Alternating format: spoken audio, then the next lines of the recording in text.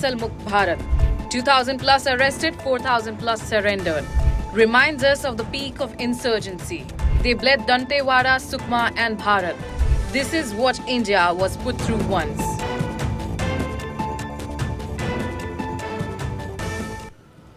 What began as a so-called peasant insurgency slowly manifested itself as one of India's longest-running internal challenge. From a full-fledged insurgency to a conflict perhaps reaching its final stage. This is the red terror against which India has launched the final assault. Hello and welcome to NewsX Explained. My name is Vineet Malhotra, where today we look at the Maoist Insurgency, also called left-wing extremism, that has shaped India's internal security landscape for over 5 decades, ahead of the central government's March 31st deadline to eradicate it. The year was 1967 when a small village in West Bengal rose to the idea of armed rebellion.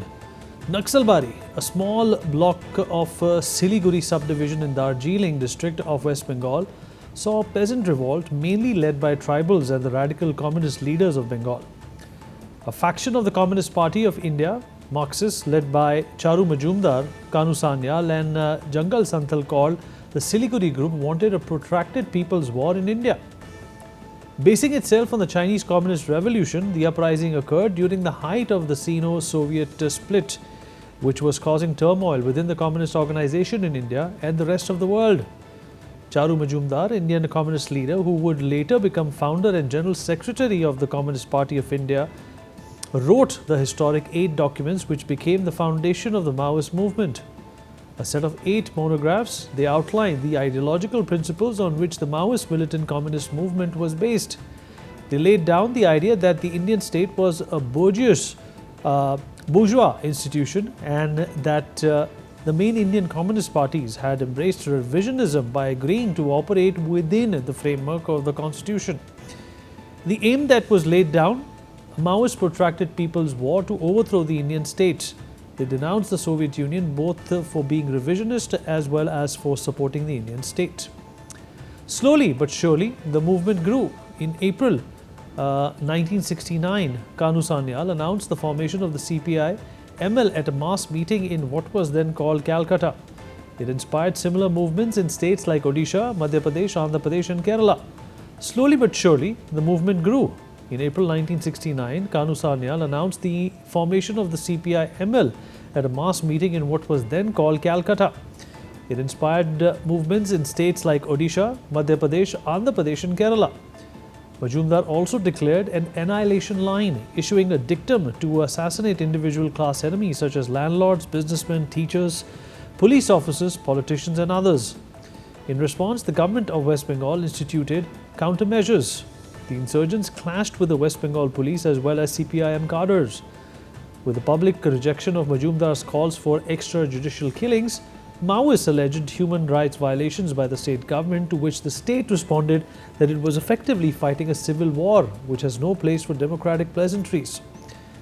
With the arrest of Charu Majumdar in July 1972 and his later custodial death, the CPI-ML split into further factions. By 1973, the main leaders of the Maoists were either arrested or eliminated. As a result of external pressure and failure to maintain internal unity, the movement degenerated into extreme sectarianism with more than 40 separate small groups of the original party. Although the first wave of insurgent violence ended badly, the late 1970s saw the spread of Maoism to other parts of the country. The insurgency arose in South India in the early 1980s with Kondapalli Sita Ramaiah seeking a more efficient structure in attacks, guided by Majumdar's principles. Then in 1985, the Maoists began ambushing police officers, killing in Yadagiri Reddy, a sub-inspector in Andhra Pradesh's Warangal district. In response, a special task force called the Greyhounds was formed by the government of Andhra Pradesh. In fact, the governments of Andhra Pradesh and Odisha quelled down the rebels with a variety of counter-insurgency measures. Special laws enabled police to capture and detain Maoist cadres, fighters and presumed supporters. They invited additional central paramilitary forces, set up organizations to attract youth away from the Maoists and started rehabilitation programs for those who surrendered. But for the nation, the worst was yet to come. While the 1970s and the 1980s were marked by fragmentation, regrouping and radicalization, By the 2000s, it consolidated into a powerful force. On 2nd December 2000, the armed wing of the Maoists called the People's Liberation Guerrilla Army was founded and mostly equipped with small arms. On 1st October 2003, Maoists attacked a convoy of then Chief Minister of Andhra Pradesh, Chandrababu Naidu, en route to Tirumala, in which the Chief Minister was injured. A series of developments took place simultaneously. In September 2004, the CPI, Maoist, was founded through the merger of the People's War Group and the Maoist Community Centre in India. In January 2005, peace talks between the Andhra Pradesh government and the Maoists broke down after the government refused to release prisoners and redistribute land. The Maoists orchestrated several attacks on government facilities across various states. They freed prisoners after attacks on prisons and stole weapons from government facilities. They also attacked anti-Maoist protesters, took hostages and killed those who opposed them. Policemen and security forces were targeted in ambushes during automatic weapons and improvised explosive devices. In 2007, the Maoists killed Member of Parliament Sunil Mahato in Jharkhand and a local leader in Andhra Pradesh. They were also involved in local protests against the establishment of special economic zones and killed tribal youths of counter-militia organizations. In 2008, Maoist attacks increased in Odisha, which inflicted multiple casualties on the security forces. On average, 700 people were killed in the conflict every year from 2005 to 2008.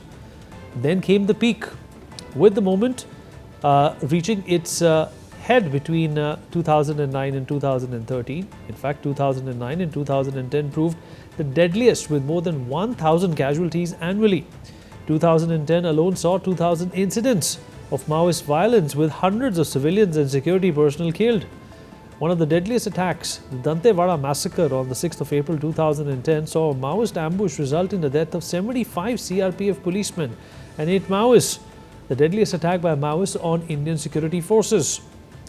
At its height, the insurgency affected nearly 180 districts across India, stretching from Andhra Pradesh to Bihar.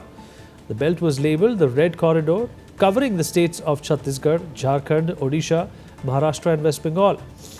At this peak, Maoists were not just insurgents, they were a parallel government. They ran people's courts, tax collection systems and armed militias. They recruited from the most marginalized, including Adivasis, landless labourers and forest-dependent communities.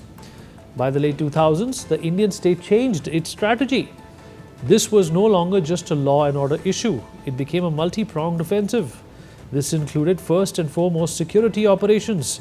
There was deployment of CRPF Cobra units and state police, better intelligence and coordination, and targeted operations against top leaders. It also involved a development push: roads, telecom towers, banking access, welfare schemes in tribal areas, and direct benefit transfers. Finally, the surrender and rehabilitation policy. This included cash incentives, skill training, housing, and reintegration. The message shifted: lay down arms and return to society. Over the past decade, the Maoist movement has been squeezed simultaneously from the top and bottom. Heavy attrition of the Central Committee and Politburo through killings, arrests and high-profile surrenders such as Basavaraju, Madhavi Hidma and Sonu and now Devuji has left the CPIM with a depleted and fragmented command. At the same time, tactical innovations such as district-level reserve forces, better intelligence networks and the expanded use of local police auxiliaries have eroded the guerrillas' traditional advantages in terrain and surprise. Over 15,000 kilometers of roads have been built to take forces deep into forested interiors of central India. More than 9,000 mobile towers have been installed and 656 police stations in Maoist areas have been fortified. Nearly 200 new security forces camps have come up in core Maoist zones, particularly across Chhattisgarh and Andhra Odisha border region. The results are stark. Left-wing extremism, related incidents and resultant deaths have fallen by over 4/5 since 2010. The number of affected districts has shrunk from nearly 200 in the early 2000s to just 7 by February 2026. A February 2026 review by the Ministry of Home Affairs shows that only 7 districts, 5 in Chhattisgarh, 1 in Jharkhand and 1 in Odisha, are now categorized as LWE affected, with just 3 of them, Bijapur, Narayanpur and Sukma, marked most affected. Surrounding them is a ring of 31 legacy thrust districts where violence has ebbed but state support is being maintained to consolidate gains. The numbers speak for themselves. Between 2024 and 26, Maoists have surrendered, with 2,337 laying down arms last year alone. Over 10,000 have laid down arms over the last decade, with much of the top leadership being eliminated. Maoist violence has decreased by 81% since 2010, and fatalities have fallen 85% in the same time. Security forces deployed in the anti-Maoist operations grid launched a mega operation to neutralize the remaining armed Maoist cadres, with a week before Union Home Minister Amit Shah's national deadline of 31st March to end left-wing extremism in the country. And today, addressing the lower house of the parliament, the Union Home Minister asserted that violent Maoism has now been eradicated from the country. Today, the Maoist insurgency is a shadow of its former self.